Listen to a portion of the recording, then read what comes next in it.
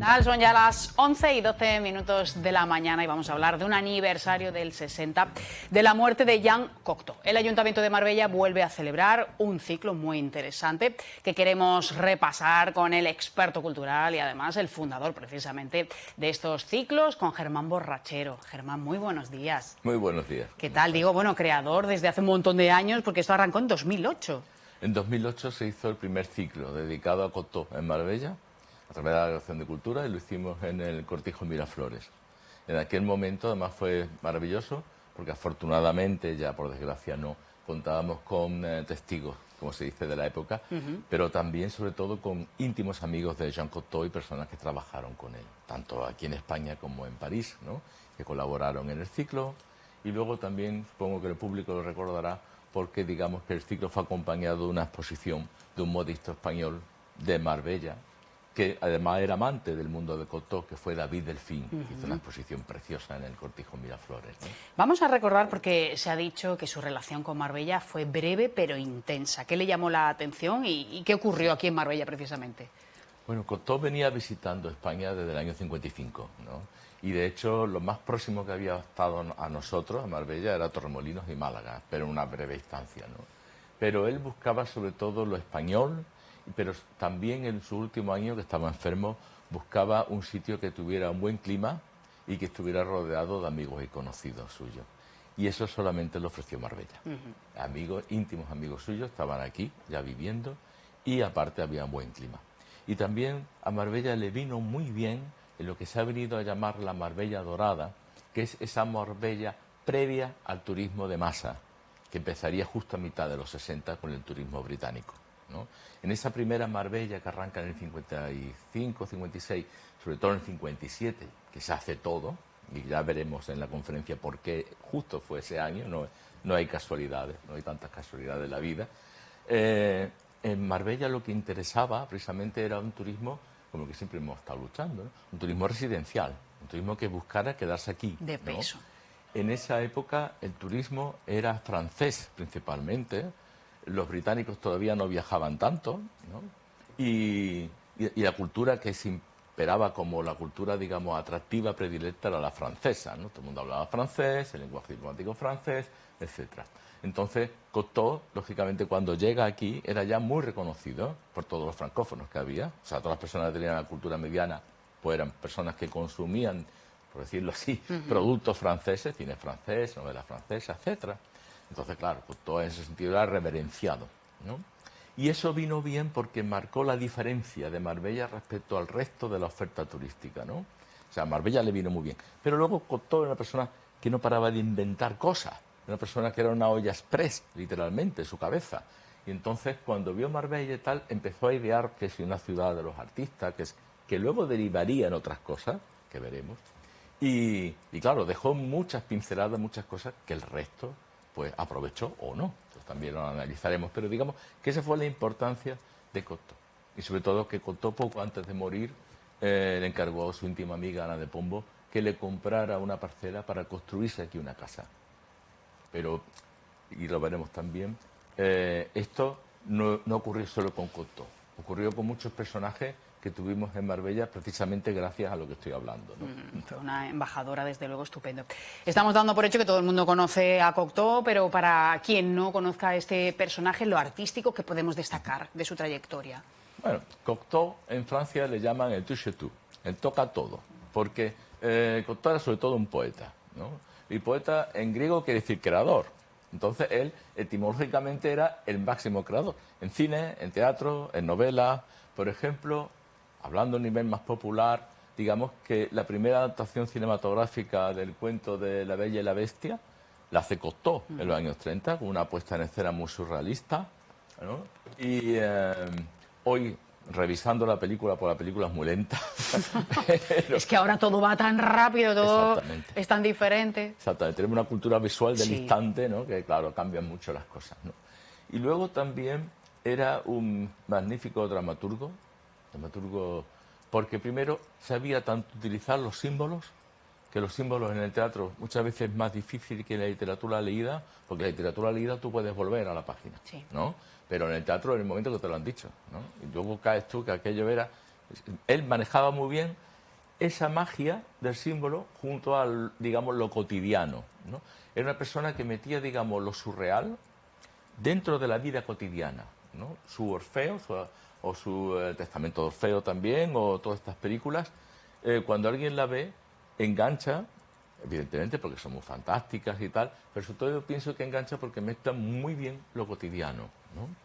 Luego, eso a nivel de cine, que es muy popular. A nivel de ensayo escribió poco de ensayo, La dificultad del ser, quizás sea su libro mejor, aunque pasa que el ensayo en él era como en una época muy determinada en Francia, en los años 50, 60, que Albert Camus o Jean-Paul Sartre escribían lo que se llaman carnets.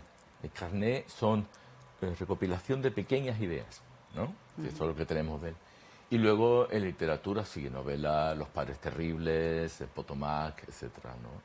Que muchas veces, como Cocteau era muy psicólogo, aparte de simbólico, cuando tú revés esa obra, aprecias su actualidad, porque sigue habiendo padres terribles y sigue habiendo niños terribles, Enfants terribles, que es otra obra, etcétera. Y por eso también Cocteau ha sido muy adaptado.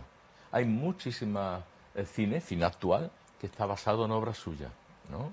Aunque incluso, fíjate, en el 2022, creo, 2020, no recuerdo bien ahora, Pedro Almodóvar estrenó un cortometraje sobre la voz humana, que precisamente el jueves la vamos, ¿no?, a hacer en el Museo del Grabado con Isma Lafuente, ¿no? Entonces, pues... Sí, el trabajo. Decir, Los trabajos están en plena actualidad, ¿no? Sí. Al final, que son modernos, podemos decir, de alguna manera.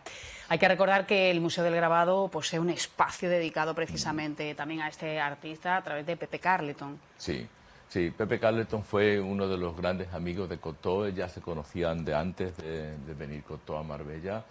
Pepe Carleton había conocido en Madrid cuando trabajaba con Ana de Pombo, en la boutique, Tablao, yo qué sé, que montó Ana en pleno centro de Madrid, la Casa Tebas.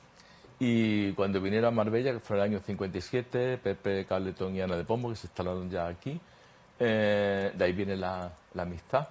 Y Pepe, claro, tenía algunas cosas, y algunas cosas más importantes de lo que pensábamos, en su propiedad de Cocteau, que le había dedicado. No solo los típicos libros, sí, que también, sino cartas, fotos, incluso dibujos, y las célebres piedras que precisamente dieron, esas piedras que tenemos expuestas en el museo, dieron pie a una obra teatral, ¿no? Las piedras preciosas, ¿no? Que eran piedras que Cocteau pintaba, guijarros redondos grandes de la playa, que Cocteau pintaba con ceras y firmaba por detrás, y cuando venía a Marbella se le regalaba a alguien, pues y claro, y ese alguien pues le invitaba a algo o no, pero Cocteau nunca pagaba nada, la verdad. Entonces, cuando venía con la piedra reinidas, ¿no?, tocaba algo. La gente en Marbella en aquella época, la gente común del pueblo, no te digo el círculo que lo rodeaba, el Ciudadano de Pombo, etcétera, sí estaban integrados en el pueblo, no eran diferentes. No es la Marbella que tenemos ahora, es otra Marbella muy distinta, en la cual tú ibas a cualquier sitio y te encontrabas a un príncipe o a fulanito o a lo que fuera, ¿no? Era muy, muy distinta. Pero la gente del pueblo, lo único que sabía es que ese señor era un señor muy importante, y como iba con ese peinado tan raro y esos pantalones y esa chaqueta, que en verdad era la chaqueta de la Marina francesa, lo que él llevaba, ¿no? Y todo, así con esa combinación, pues claro, sabían que era alguien muy importante. Y además, iba con Ana de Pombo, iba con el Garneville, iba con Jaime Palardet, entonces, ese tenía que ser un señor, ¿no? Más se notaba. Y hay una expresión que me encanta de aquella época de Marbella, que es cuando los marbelleros decían: esta es una persona de categoría. La categoría no quería decir que tú tuvieses mucho estudio universitario, tuvieras dinero o vinieras de un linaje de la alta pompa, sino simplemente que era una persona que sabía estar, y una persona que además, digamos, tenía una cierta, ¿cómo te diría? Una visión del mundo muy generosa, ¿no? Entonces, esa persona de categoría, esa expresión, me encanta, porque ya luego eso no tiene nada que ver con los que presumen de coche en Puerto Banús ni nada de eso, evidentemente. Todo lo contrario. Sí, más bien. ¿Qué otros aspectos quieres destacar en esa charla que vas a ofrecer el 27 de septiembre? Pues no solamente da a conocer a todos esos personajes que estamos hablando, sino también el porqué, la importancia del momento, y sobre todo analizándolo un poco desde la autocrítica, no desde el orgullo patrio, El orgullo patrio ya nos sobra, me parece a mí, en este país. Yo creo que hay que... ¿Pero tener... autocrítica en qué sentido? Sí, porque analicemos por qué Marbella es Marbella, ¿no? Marbella es Marbella no solo por su clima y tal, que por supuesto ayudó mucho, sino también por unas circunstancias políticas que hubo en ese momento, unos intereses políticos que existieron en ese momento muy concretos y en esta misma zona, ¿no? Entonces, que muchas veces algunos se pueden sentir sonrojados, ¿no? Digamos, cuando se saben o se conocen, pero que bueno, que dejaron ahí su bagaje y que aquí lo tenemos y están disfrutando. Me refiero a esos momentos de esa Marbella. Luego también quiero decirlo en el sentido de por qué todos estos personajes estaban aquí. En un momento dado, cuando Alfonso Harloes crea el Marbella Club, pues se empiezan a acumular aristócratas europeos. Tenemos una densidad por metros cuadrados, yo creo que entonces la más alta de Europa en aristócratas de Europa, de toda Europa, pero eso también tiene un porqué, ¿no?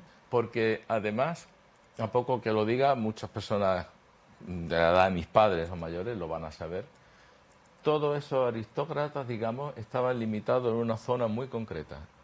Por decirlo claro, el gobierno de Franco los limitaba en una zona muy concreta. Muchos de ellos estaban muy vigilados, ¿no? Por ejemplo, la marquesa de Peñaranda, íntima amiga de Cocteau y tal, pues todo el mundo sabía que en su casa tenía muchos libros y ella hablaba sobre muchos libros que no estaban permitidos, ¿no? El marqués de Santo Floro estuvo vigilado e incluso estuvo en la cárcel. El Garneville estuvo vigilado toda su vida. Ana de Pombo, en la tienda de la calle Valdés, en pleno centro de la Plaza Don Naranjo, tenía el teléfono pinchado. De hecho, hay una ficha policial de cuando el entonces conde de Barcelona, don Juan de Borbón, llama a Estoril desde su teléfono, el teléfono de la calle Valdés de Ana de Pombo. Es decir, éramos libres en ese sentido, pero vigilados. Interesaba esa imagen de la modernidad de la España que se empezaba... Modernidad vigilada.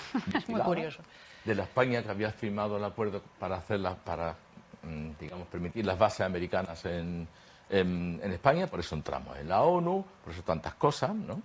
Y que bueno, ese fue ese momento que bueno, que la dictadura aprovechó para esa imagen de modernidad y le vino muy bien esta historia de divisas a cambio de bikinis, ¿no? Entonces, me parece muy bien. O sea, nosotros aprovechamos y gracias a eso Marbella es Marbella, igual que Benidorm, igual que Tenerife, igual que tantas cosas. Pero todo viene de un sitio, ¿no? Y luego, bueno, también decir que ese círculo de que estoy hablando no tiene nada que ver, porque era ajeno por completo, con el círculo de los ministros de Franco que se venían por aquí cada vez que estaba aquí el barco de su entonces excelencia, el jefe del Estado. Entonces, pues, quiero decir, había esas dos Marbellas, por decirlo así. Una Marbella era el escaparate principal y la otra Marbella era la Marbella un poco del mendiguneo, de la corte, del que venía aquí buscando favores de ministros y demás, ¿no? Cocteau no tiene nada que ver con eso, por supuesto, no es esa Marbella de la que vamos a hablar, es una Marbella que afortunadamente ha pervivido más, todavía aún se puede rastrear, afortunadamente, ¿no? Y bueno, estamos viendo la fotografía de él en la casa de Ana Bismarck, que es la casa que él alquilaba, bueno, cuando venía a Marbella, que afortunadamente todavía está al lado del Marbella Club. Actualmente no se ha construido ninguna torre ni nada alrededor. Muy al contrario de lo que se quería hacer en la otra zona, que era la zona, digamos, donde sí vinieron los ministros de Franco y los parientes, que es la zona de los Monteros, donde sí se construyó. Y bueno, afortunadamente el Pinar se ha conservado, pues... Y finalmente no se hizo. ¿A través de qué otros profesionales artistas nos vamos a acercar a Jean Cocteau? Bueno, hay muchos que entonces residían en Marbella, ¿no? Incluso, por ejemplo, uno de ellos fue Antonio del Castillo, ¿no? Antonio del Castillo, gran modisto, uno de los primeros españoles en ganar un Oscar por el vestuario de la película Fanny Alexander, precisamente. Él había trabajado en París, tuvo su propia casa, primero trabajó en la casa Paquin, luego ya su propia casa. Y él, además, había trabajado con Cocteau, porque él hizo todos los figurines de la película La Bella y la Bestia, precisamente, ¿no? Y él estaba aquí. Este señor, Antonio del Castillo, que era vecino de otro pintor, Vicente Viudes, pero Antonio del Castillo alojaba en su casa mucho a Luis Escobar. Luis Escobar, célebre marqués de las Marismas, sobre todo muy conocido como actor por últimas fases suyas de la Escopeta Nacional, ¿no? Y todo eso. Sin embargo, él... en su carrera es más conocido como director teatral y productor teatral, que era buenísimo, y era íntimo amigo de Cocteau. Había acogido en todas las anteriores estancias de Cocteau, cuando estaba en Madrid, etcétera. Él estaba ya aquí, Luis Escobar. El Garneville también, por supuesto. El Garneville era el grande, el Garneville se le debe mucho también de hablar aquí. Pero vamos, no toca, no toca el Garneville, porque era un personaje también polifacético, ¿no? Hizo muchísimas cosas. Y claro, el Garneville era el gran anfitrión, como lo definió Pepe Carleton en su casa.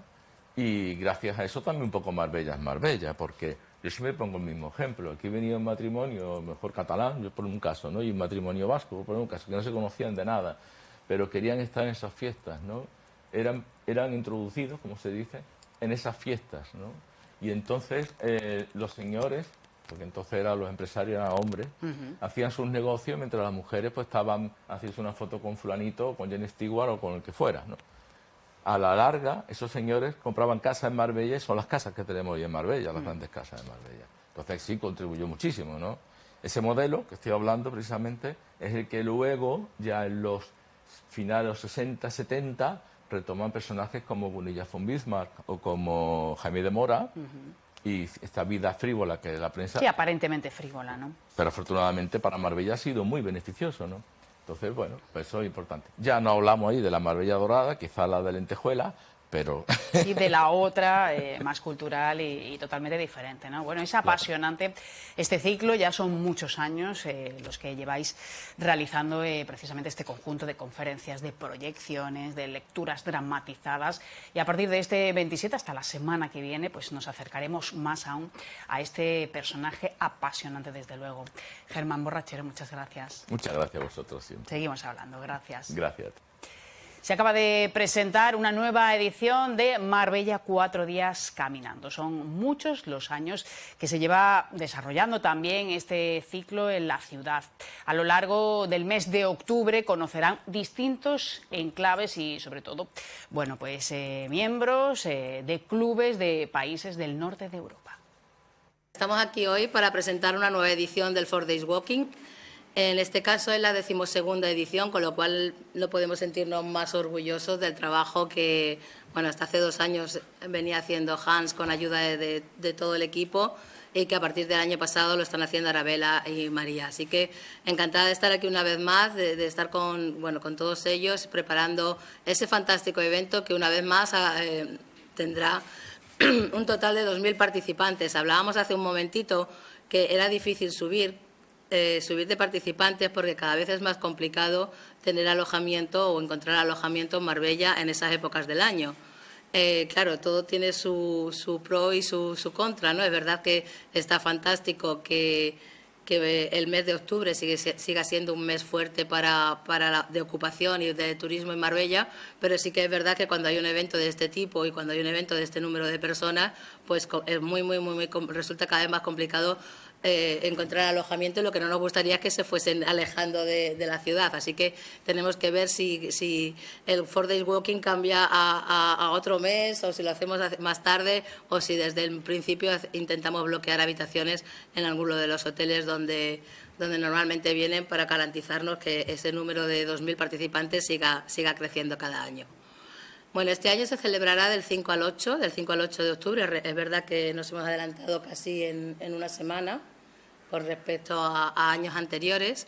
Esperemos que el tiempo sea fantástico, y aunque necesitamos mucha lluvia, esperamos que respete el evento, y que luego ya a partir de ahí sí que podamos tener esa lluvia tan deseada, pero ojalá que pueda ser unos días maravillosos como siempre lo han sido, y que pueda, bueno, pues tener a tantos y tantos participantes de todos los países. Sabéis que principalmente son países europeos, principalmente, bueno, el origen lógicamente está en el caminante holandés, pero cada vez más hay franceses, belgas, ingleses y también españoles. Me gustaría sobre todo, y una vez más, bueno, pues animar a todos los ciudadanos de Marbella a que pueden participar en cualquiera de esas caminatas.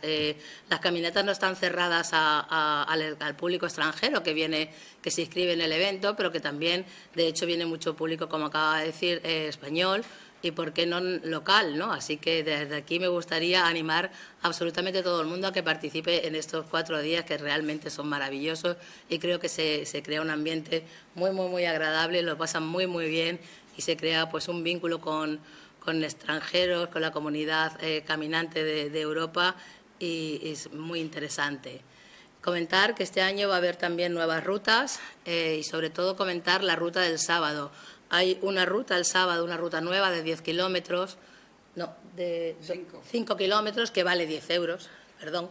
Y es una ruta que se va a hacer totalmente, todo lo que se recaude de los inscritos en esta ruta va para Cudeca. Entonces, bueno, pues sí que me gustaría, lo van a contar ellas ahora, pero sí que me gustaría que lo tuviésemos en cuenta y que si podemos hacer ese esfuerzo de realizar esa nueva ruta con 5 kilómetros y con ese donativo de 10 euros, bueno, pues creo que Cudeca lo necesita y sería una acción muy, muy, muy interesante.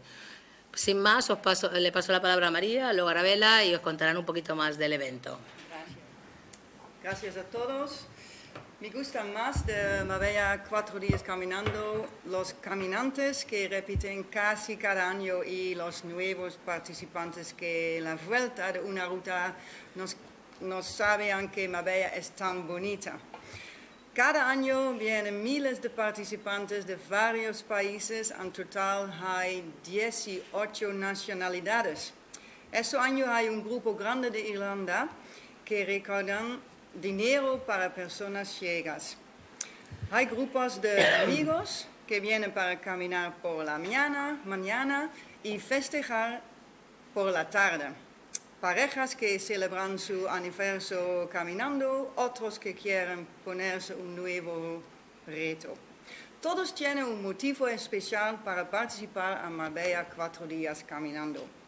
Ahora le doy la palabra a María, porque ella ha estado ahí desde el día 1 y puede decirte muy bien lo que es interesante para ti. Gracias. Pues sí, ya llevamos 12 años con este evento. Hemos crecido de 600 participantes a el año pasado más de 2.300. Este año vamos bien con las inscripciones, aunque lo que Laura ya ha dicho, tenemos un pequeño problema con el alojamiento, tanto el sitio como el precio, que ha subido tanto que los tour operadores y los propios caminantes dicen, mira, eso ya no lo podemos permitir. Pero igual, más de 2.000 participantes habrá este año que van a disfrutar otra vez de cada día de una ruta de 10, 20 o 30 kilómetros. La mayoría caminará 20 kilómetros y los 4 días, aunque se puede participar días sueltos, lo que uno quiere.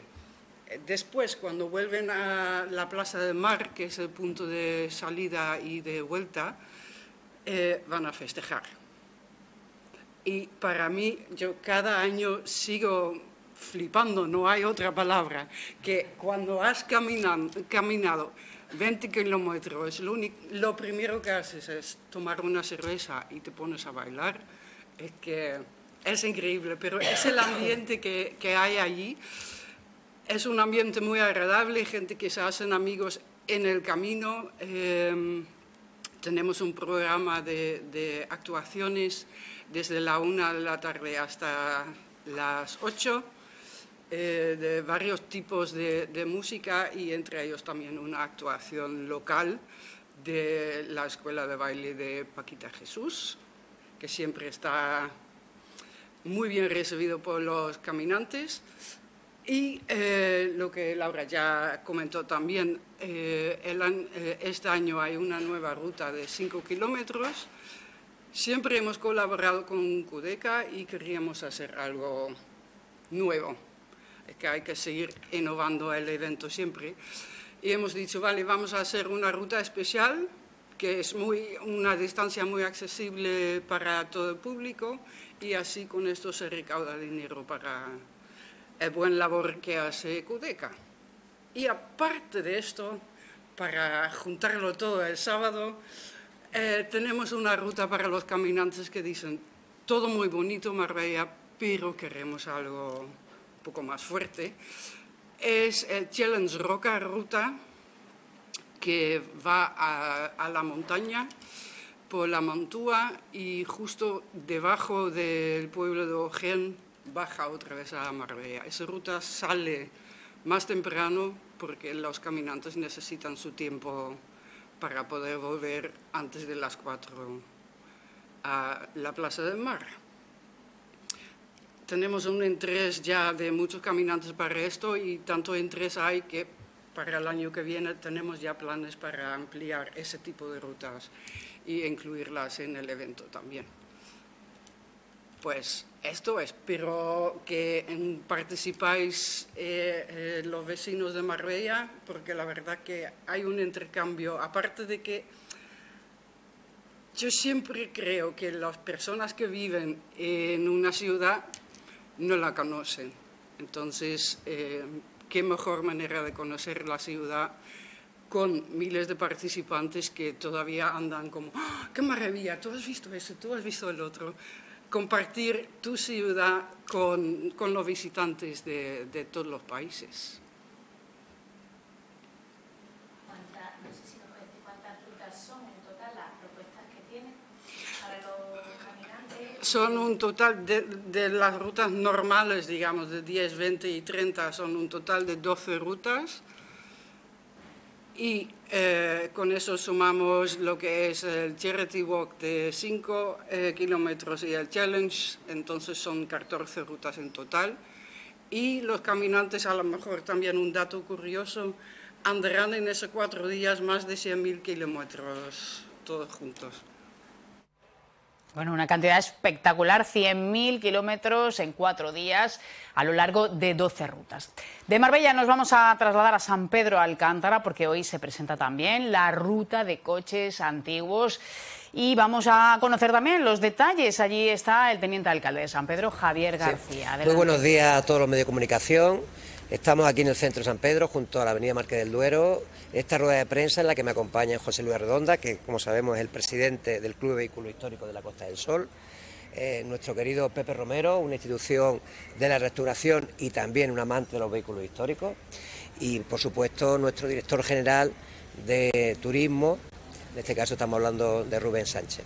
Estamos aquí precisamente para presentar un evento que tiene una larga historia. Estamos hablando que vamos a celebrar la 11ª edición de la exposición de vehículos antiguos Ciudad Marbella 2023, y lo importante de este hecho es que realmente dan a conocer la marca Marbella a través de una exposición de vehículos antiguos. A ellos les gusta más que le llamemos vehículos históricos, y que realmente hacen la delicia de todos aquellos que pueden disfrutar no solo su contemplación, sino también viendo cómo van a recorrer las principales calles de San Pedro Alcántara, las calles de Marbella, y además hay que decir que irán a otros términos municipales, es decir, van a ir a Monda, a hacer una excursión, otra excursión a Estepona, y lógicamente decir que, es decir, todo lo que acontece en este fin de semana, que ya sabemos será el 28, 29 y 30 del mes de septiembre, y lo importante es el hecho de intentar conectar vehículos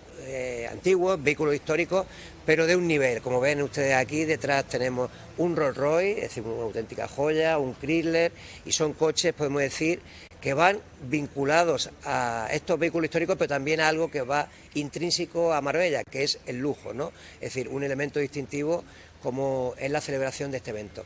Decirles que nosotros como Ayuntamiento de Marbella, como tenencia de alcalde de San Pedro Alcántara, colaboramos, es decir, tenemos con ellos un acuerdo que lógicamente va a estar financiado parte de este evento por partidas presupuestarias de la tenencia de alcalde de San Pedro Alcántara, y para nosotros muy importante porque el viernes 29, precisamente habrá una exposición por el centro de San Pedro Alcántara, recorrerán los vehículos las calles. Yo dejaré al presidente que explique el resto de todo el evento, y decir que también tendremos música en vivo, habrá una cena podemos decir, de gala importante en M de Miguel, y para nosotros el que se celebre la 11ª edición quiere decir que estamos muy interesados en que se siga repitiendo en el futuro, y que por supuesto es importante para Marbella, y además lo hemos puesto como primer evento, podemos decir, del otoño San Pedro Alcántara, que tendrá su continuación, como no puede ser de otra manera, pues con la celebración de las fiestas y ferias de San Pedro Alcántara. Y sin más, cedo la palabra a su presidente, José Luis Redondo. Muy bien. Pues bueno, buenos días a todos y bueno, pues lo primero, pues como siempre, pues agradecer a Javier, a Rubén y a San Pedro pues que nos echáis una mano en la celebración de esta exposición. Esto lleva mucho trabajo detrás, hay que traer los coches, hay que organizarlos, ver dónde se aparcan, en fin. Y nada, pues muy contento de estar aquí otro año y pues nada, pues contar que vienen pues como todos los años, van alrededor de 35 o 40 coches, pues todos anteriores a 1965. Algunos valiosos, como puede ser el Rolls que está aquí detrás, y otros con una historia detrás, como el Chrysler que tiene Pepe, pero bueno, muchos coches variados y nada. Y con ganas pues de pasar por aquí por San Pedro. El viernes sobre las 8 de la tarde pues haremos una ruta pues por aquí, por el Boulevard, el centro histórico de San Pedro. Luego haremos una exposición, pues como ha dicho Javier, con música aquí en la avenida Marqués del Duero. Dejaremos aquí los coches expuestos por la noche, pues hasta las 12, 12 y media más o menos. El sábado haremos una ruta por la mañana, vamos a ir a la ciudad de Estepona y luego pues sobre las 12 y media a la 1, pues la idea es dar otra vuelta por San Pedro, entrar en Puerto Banús y dar otra vuelta por Marbella y dejar los coches aparcados en el paseo marítimo pues sobre la 1, pues hasta las 5 de la tarde, pues para que la gente disfrute de los coches. Si tenéis alguna pregunta. Es una propuesta muy interesante, 35 a 40 coches anteriores a los años 60. Nos vamos a marchar a publicidad y volvemos enseguida. Hasta ahora.